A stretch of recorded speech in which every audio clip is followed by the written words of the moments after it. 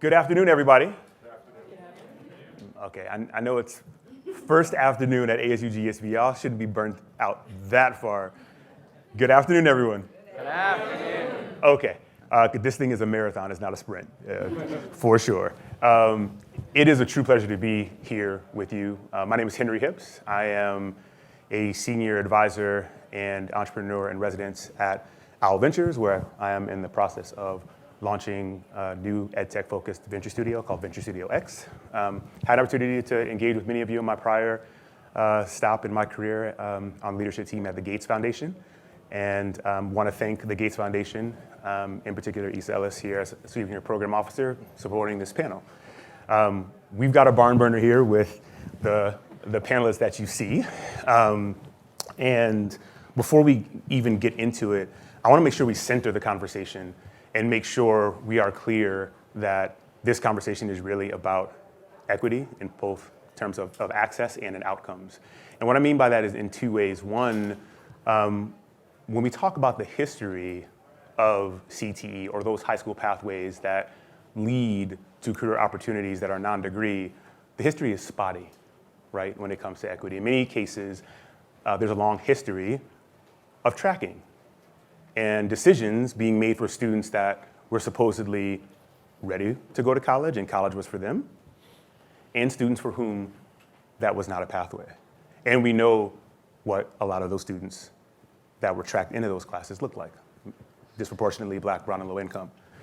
This is an opportunity to shift that question and put it to the side in a way that creates much greater opportunities that are driven by changes that we're seeing in the labor market, changes that we're seeing in policy, changes that we're seeing in lifelong learning opportunities. So I want to make sure we anchor it in that, like, this is not our parents, grandparents, great-grandparents' version of CTE. That's important. Two, I want to make sure we kind of hold in our minds the capabilities of those same students. And as we talk about opportunities for them to move more directly into career, that we not shortchange them. Because far too often, we underestimate what those very students are capable of. And in order to actually hold true the opportunity of these types of pathways, we have to see them for who they are and who they can be, and be fully supportive of that. So if we can get agreement on those 2 points, then we're gonna hop in. And so with that, I wanna introduce folk in order to my right. We'll start with Jade Grieve. She's the Chief of Student Pathways, overseeing New York City Public Schools post-secondary readiness and work-based learning initiatives. This includes Future Ready New York City Career Pathways and the Career Readiness and Modern Youth Apprenticeship Initiative. She previously worked for Bloomberg Philanthropies and America Achieves in a variety of leadership roles, also focused on post-secondary pathways, most recently as the leader of Bloomberg Philanthropies' career and technical education portfolio. And she also worked extensively in the federal and state agencies of the Australian government. That is not a Staten Island accent. It is very much from Australia. So thank you for coming, Jade. Lydia Logan, to her right, is the Global Vice President at IBM, where she leads their community skilling initiatives that create more inclusive and effective schools and workforces. She also manages strategic global partnerships with IBM's clients, nonprofit organizations, government, and content and curriculum developers that relate to education and career readiness. Prior to that, she led the Verizon Innovative Learning Schools Initiative. To her right is Mr. Doug Donovan, who's the CEO and founder of Interplay Learning, the global leader in online virtual reality and 3D simulation training for the essential skilled trades. They're transforming how hands-on careers like electricians, plumbers, maintenance, HVAC technicians are assessed and trained, and more than 1,500 companies use their solutions, and more than 175,000 professionals and students have used those products. Prior to that, Donovan founded 2 software companies and developed a small ski area in Colorado, which we need to talk about. Yeah. I want to hop right in, and I'm going to start, Lydia, I'm going to start, Jade, with you because we want to start the conversations with the students. And Chancellor Banks, who leads the New York City schools, recently said in his, and I quote, "Mayor Adams and I are absolutely committed to transforming our system so that each and every one of our students graduates with a pathway to a rewarding career, long-term economic security, and equipped to be a positive force for change." And that's a shift for what we're calling for high schools to do. So how is that mandate changing how New York City schools, New York City high schools are facilitating pathways to careers that don't require a degree? Thank you, Henry. Thanks for the question. And also thanks for now making my story about how I came here and I'm in this role much shorter. I'm just going to say I'm from Staten Island from here. So that's easier. To your question, I would say three things, and I'll elaborate on them, but quickly. I think it's shifting mindsets in the conversation. It's certainly shifting programming and opportunities and how that shows up in schools for students. And then I also think it's pushing on how we think about what a quality education looks like and where students need to get when they graduate from high school and how aligned and sufficient that is to the world of work today. Leaving aside what your pathway is to kind of your long-term goal, whether that's college, career, a combination of both, that we're actually speaking to that differently. On mindset, I would say I think this is a big thing not to be understated. Like what you shared from Chancellor Banks, and he says that everywhere he goes, which is incredible, and also for people like myself, somewhat daunting, about the charge ahead of us. But it really is sparking a different set of conversations, and it's resonating with school leaders as I go about the district and talk to them. For a few reasons, but I don't want to understate what a big shift that is. It is a really big shift. To start to say that we are measuring and want to integrate career success and economic mobility and security into how we think about what we do in K-12, it's an enormous shift. And so I don't want to understate that, but I will say a couple of things that, firstly, we certainly hear in lots of different ways from principals and school leaders about how kids are coming back different post-pandemic.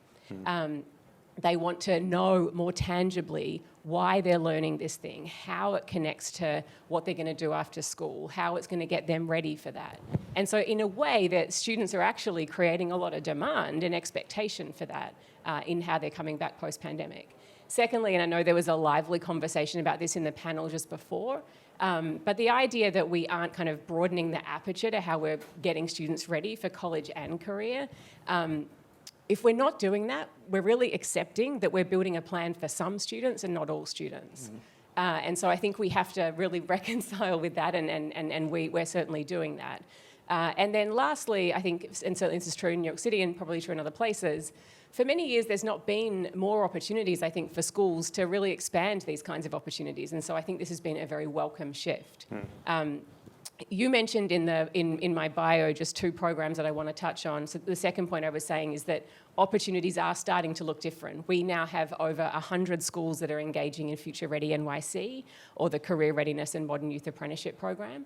Both of those programs are deeply rooted in what I would say levelling the playing field, to your point about equity earlier and how we're opening up those opportunities, in that it is not narrowing a path for someone, but it's creating more opportunities and giving students a genuine choice when they leave school, if they want to go into work, that they have a pathway into a good job, and if they are going to go into college, that they know what that opportunity looks like and they have a sense of where that's going to get them to. So Future Ready is our signature career pathways initiative that we've launched this school year.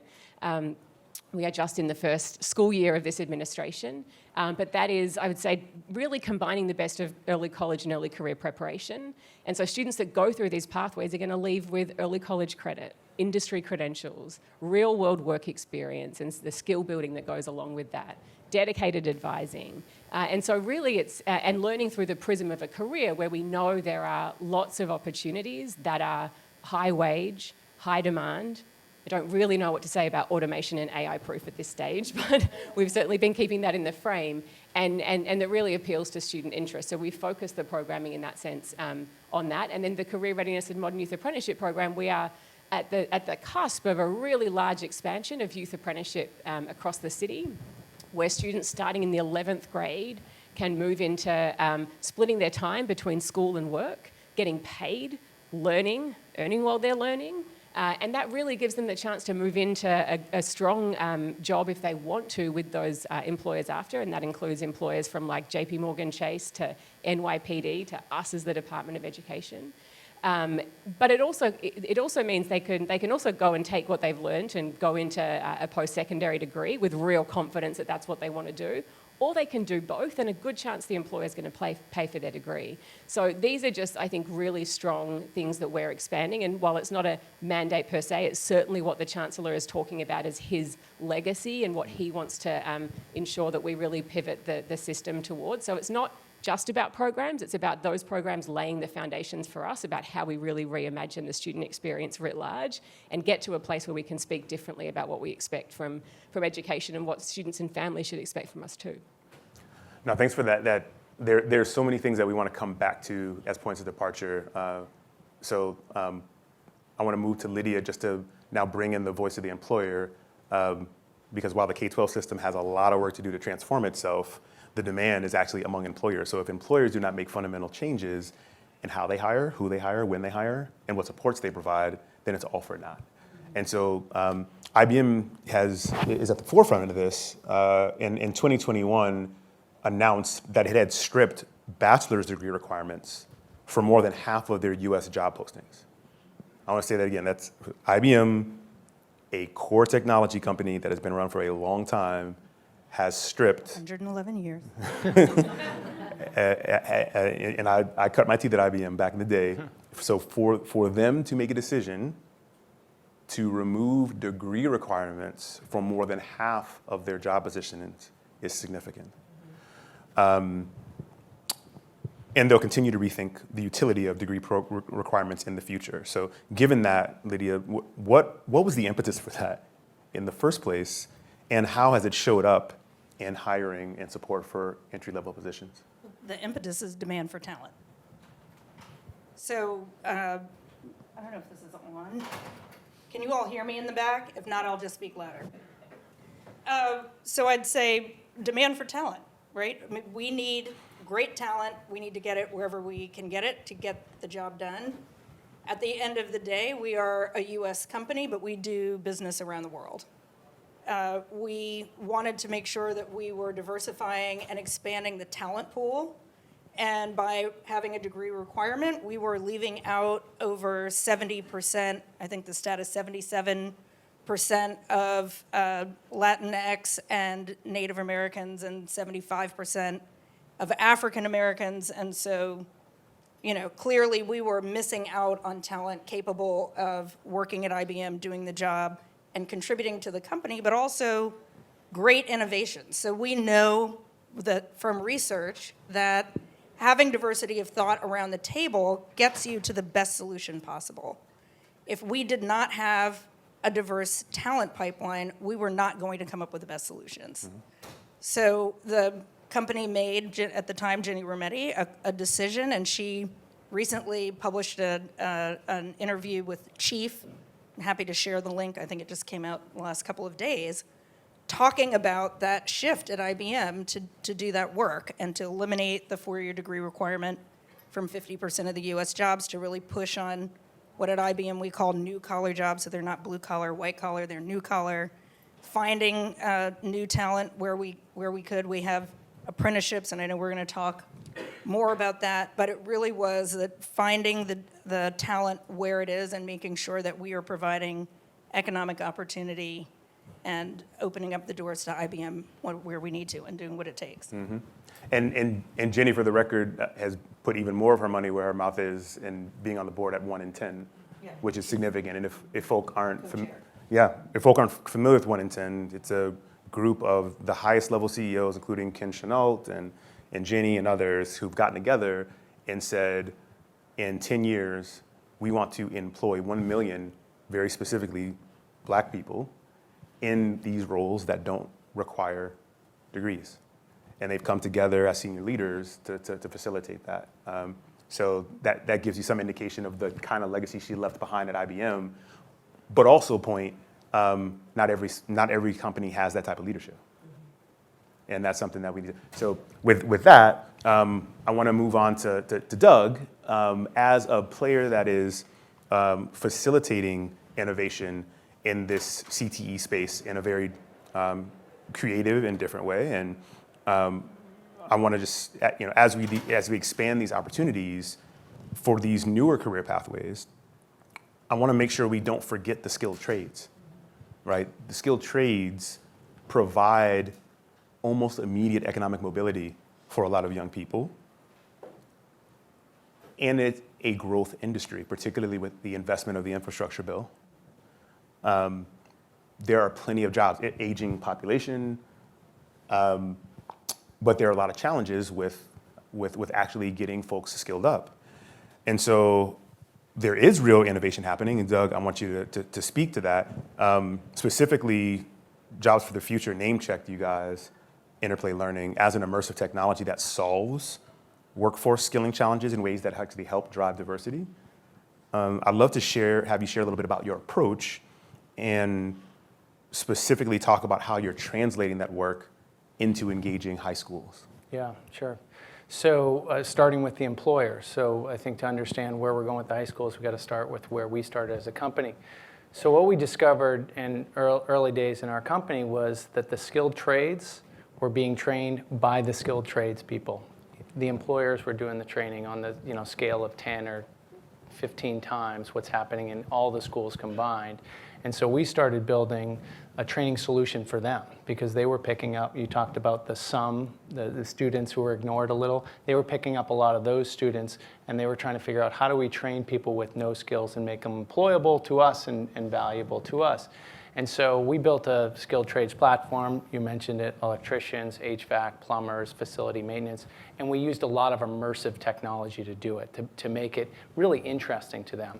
As you can imagine, that population did not like textbooks learning. That's part of the reason they chose not to pursue the 4-year path. And so by making it really relevant, really using game-like activities, and we were able to win over 1,000 employers now who use us as the foundational training program, both to onboard and upskill their employees. And so the vision was, how do we take that, package it, and now take it to the high schools? And so we sold into employers the first 5 years of the existence of the company. And now last year, we've been really focusing on the schools. And it's been really an interesting experience. As you can imagine, selling to employers, very profit-driven, sort of a predictable sales cycle. Now selling to schools is a whole different animal. And we've had some success. And the first place we won was in trade schools. Naturally, they looked at the immersive experience. It made total sense. Selling to high schools was challenging. And where we've won now, I think there's something like 45 schools who use us. Unfortunately, it's mostly in the places that already had made the commitment to CTE, that had some infrastructure. And so that's where we're winning on day one. The hope and the vision has always been trade school in a box, right? If you have a program that doesn't have a facility to train, in fact, most states you can't touch electrical equipment as a student, right? But now you can use immersive, and that might be 2D simulations that you do on a laptop or any kind of tablet, or virtual reality, right? This is one of those applications that has real power. VR for skills training is just a perfect alignment, particularly in places where they don't have access to that type of equipment or that facility. So you can really mimic what the job looks and feels like. And so we're certainly optimistic that we can contribute to this. The beautiful thing, and the thing that really gets us going every day, is these jobs are in every community, right? And they're in demand today. And so you want to talk about economic mobility, you want to talk about getting into communities that have been ignored. Here's a place to start with these skilled trades, right, with jobs right in their backyard. Yep. And I want to put a fine point on what you mentioned, because the actual experience of students who do want to pursue those pathways in a lot of school districts is really disjointed, because the infrastructure required to teach those pathways traditionally is actual physical infrastructure, right? Like we're talking about like lab learning environments that only a given number of high schools in a school district actually have. And so students who want to do that either have to make a choice to only go to that high school, or in a lot of cases, they're going to their regular high school in the morning and they're having to figure out how to do public transportation to get over to the other high school in the afternoon. And it creates real challenges for access. That's a good segue, though. We kind of skipped over. We mentioned, Jamie Dimon and a couple of other folks that were engaged in New York on behalf of their companies. But if you could say a little bit more about what career paths we're actually talking about with the programs that you're currently implemented in the apprenticeship program, because I want to make sure we're being specific. Sure. So we, I'll speak to the specific careers in a second, but just to say, we're effectively setting some standards around how we want to think about which careers we target. And so based on what you shared in terms of the Chancellor's kind of North Star around long-term economic security, we're keeping in mind a few things. Certainly wage outcomes, and New York, like several other places, is an expensive place to live. And so what it means to kind of have a living wage is significant. And so we have to keep that in the frame. Where we see growth in those fields and where we expect that to continue. The other thing that I think is important here, and this is a lens that we're taking, is where there's sub-baccalaureate entry points too. We're really thinking about the pathways work as a series of on and off ramps. And I think students have been navigating that for some extent on their own. And what we're trying to do is bring some visibility to that, how you get on, how you get off, how you get back on, and doing that much, much earlier. But so where we've started, given those parameters, is focusing on a few industries in particular. So education, because we as the largest employer also care about having a strong, diverse talent pipeline. Finance and business, so think about roles like HR, business operations, technology, no surprises there, but cybersecurity, software development, data analytics, data science.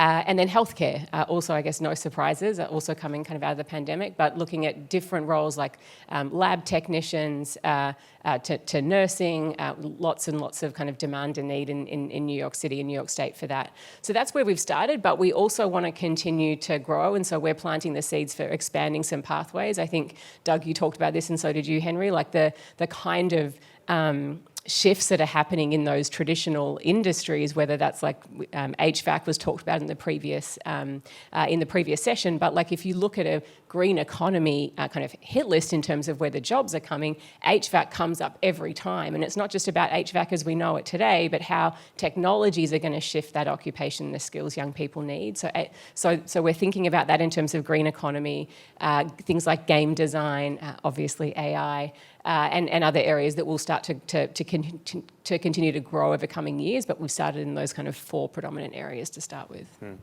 And so I want to get all of y'all in on this set of questions, because what we want to uncover is the definition of what those credentials are. Because when we talk about these pathways, just because they're not a degree doesn't mean that we don't have clear competencies that are expected.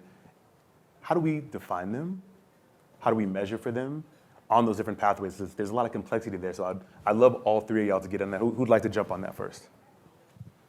Well, I also want to say we talked for years, over a decade, about rigor and relevance, and many of you in this room probably remember a lot of those conversations, including College for All.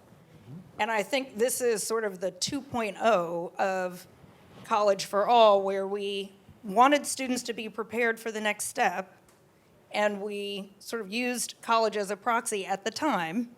And now we realize it is not cutting off whatever the next step is, so college and career, and I know this is a little bit of what the last panel was, and making sure that whether it is earning a digital credential for them while they're in high school, and whether that credential comes with some college credit or credit equivalents, that it is allowing them to continue to move forward, to be exposed to careers in high school, to get some work-based learning, to be exposed to post-secondary, to get exposure to careers while they're in high school and continue to keep moving forward, the on-ramps and off-ramps, with careers that have family-sustaining wages, and where you are may depend on what those careers are and what the growth careers are, as well as, we would say, the professional skills or durable skills, because often the technical skills that you have for any job that are job role specific are not the only things that will determine whether or not you're successful in your job.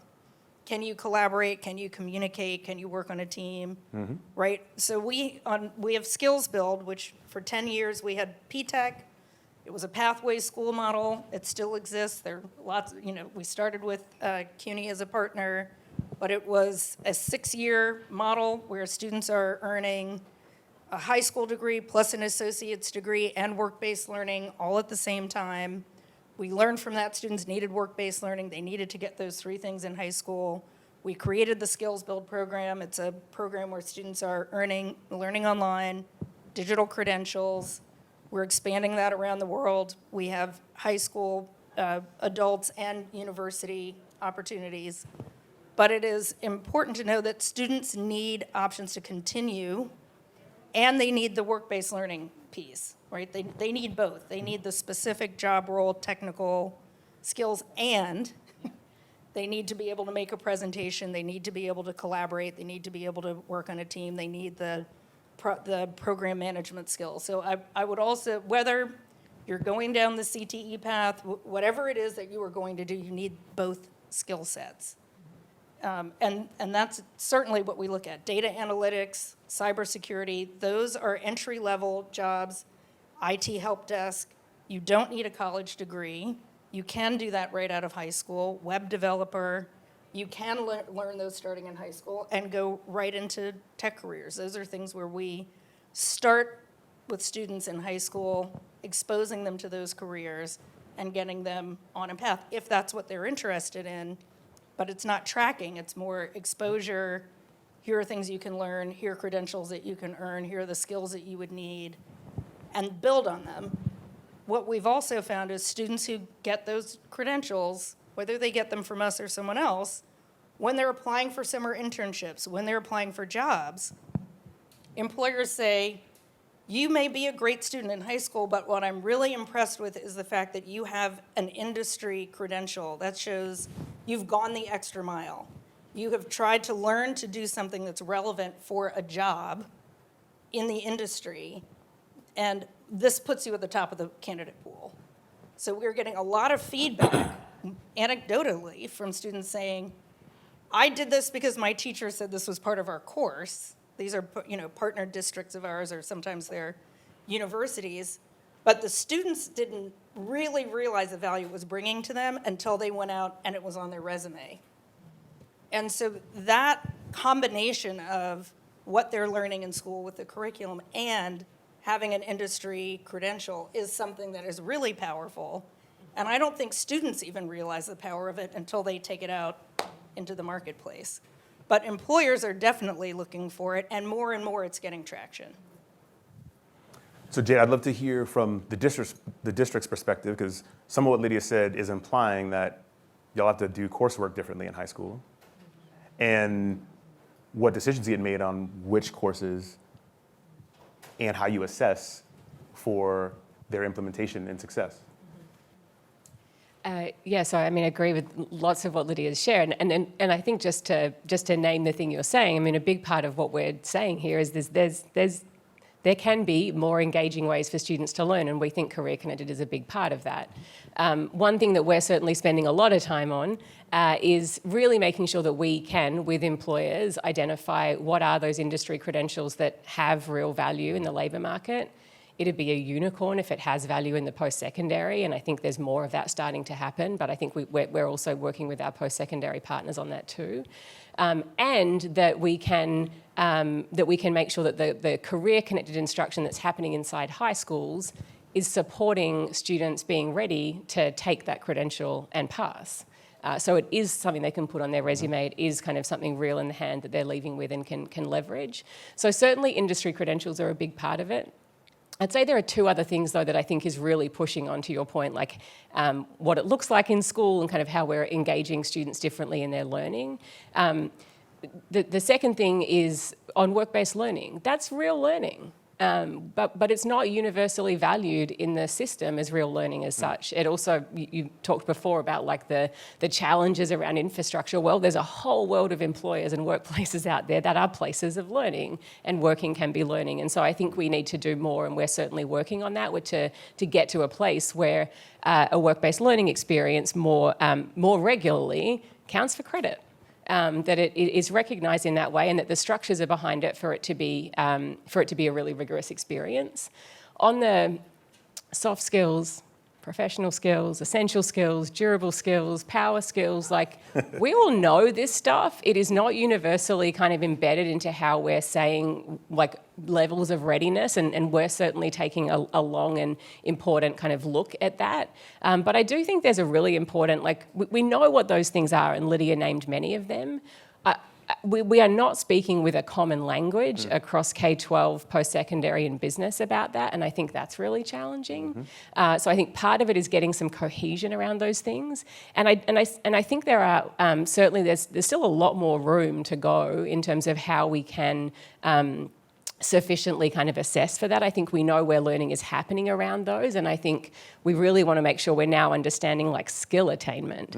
And so we know that students have attained those skills, and we have different ways of measuring it. Now, certainly industry credentials and things are part of that, but I think there's a broader question here around kind of the whole learning experience and how that is both giving the students the chance to build those skills, giving them the language for it, and giving them a way of showing people how they've developed those. Yeah, I think you named the core challenge and opportunity. It really is, I mean, we know them when we see them, but how do you actually fairly assess them?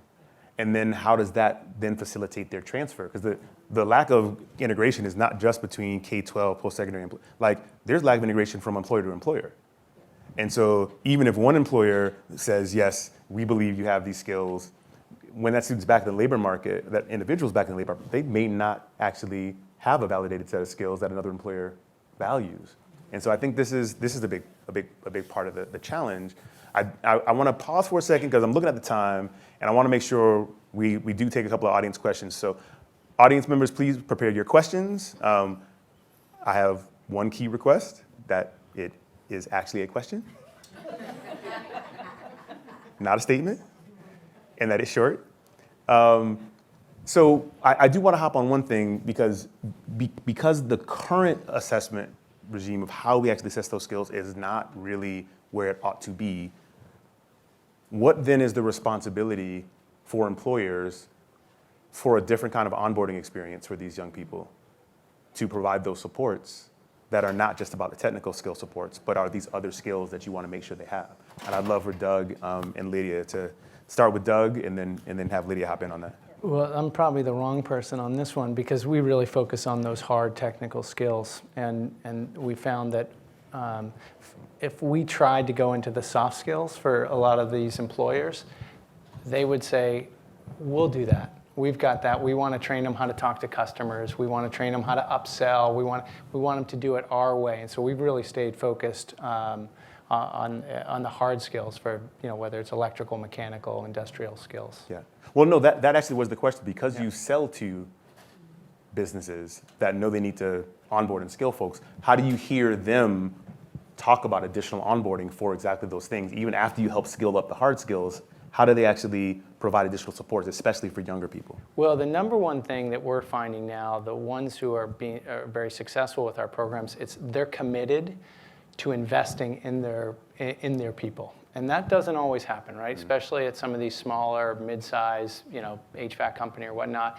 They've been looked at like, these kids are not the same as when I was there, right? I didn't need to be told 10 times to do this, et cetera. So there's been a real challenge there. But what we've seen is those companies who've committed to we call it the 3 R's, recruit, ramp, and retain, they really have to commit to ramp.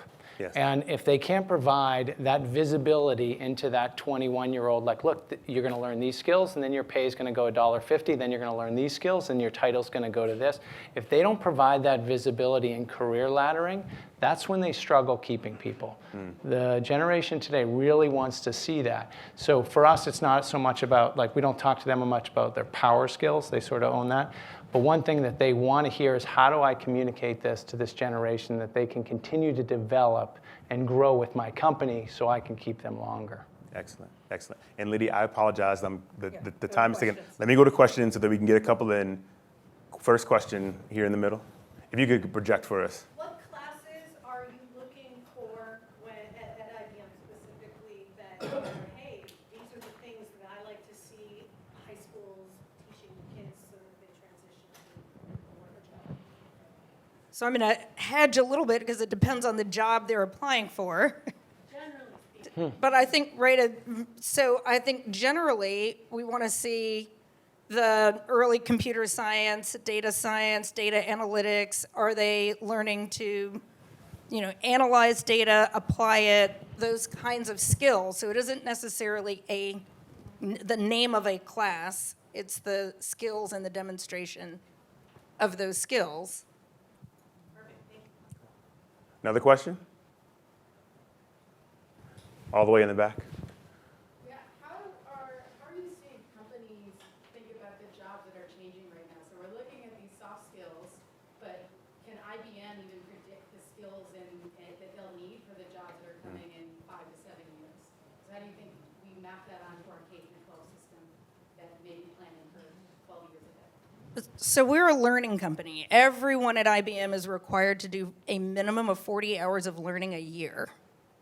Some of it is required based on the division where you work, and some of it is your choice.